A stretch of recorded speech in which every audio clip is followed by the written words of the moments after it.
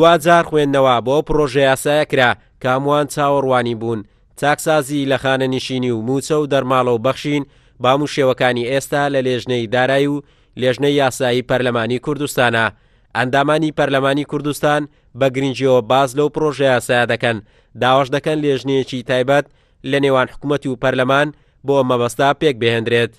ام پی تی هندینه کو حکومت رون کرنا بدتما به تایبەتی وان وثیقه و بلکه بدتما که چند مثلا خانه نشینی خلد شامل بیدن چند داهات به حکومت زفریده و پلا برس کنن یاسای چی بوینه چند بوینه به چی شواز بویه چاوهاتینه انجام دان پارلمان به هنده که بشید بریار درست بدد پی تی وی احصاییه و زانیاری درسته.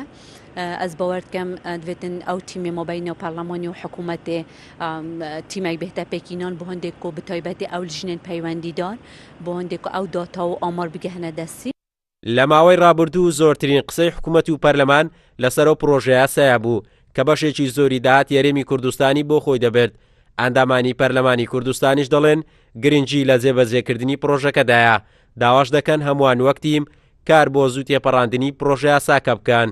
ئەم پرۆژەیەکە بەوردی هەموو لیژنەکان و ئەندامانی پەرلەمان لە گفتوگۆکردن هەوڵ بدەن بۆی عەدالەت و دادپەروەری بۆ موچەخۆرانی ئەم چین و توێژانە بە کۆی گشتی، چونکە ئەم پرۆژەیە زۆر چین و توێژەکان دەگرێتەوە، هەر خانشین ناگرێتەوە، یانی دەرماڵە دەگرێتەوە، هەندێک خانشینی نایاسایی دەگرێتەوە، هەندێک خانشینی پێشمەرگە، کەمەندام، وارسی شەیدان، موچەکە هەموو دەگرێتەوە. لەبەرەوە پێویستە هەموو لایەکمان هەوڵ بدەین ورد بین، پەلە نەکەین لە دەرکردنی یاسایەکە.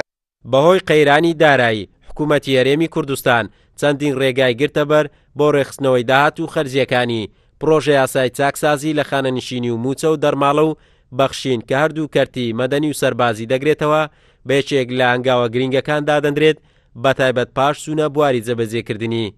قارەمان جەوهەر، کورسات نیوز، هەولێر.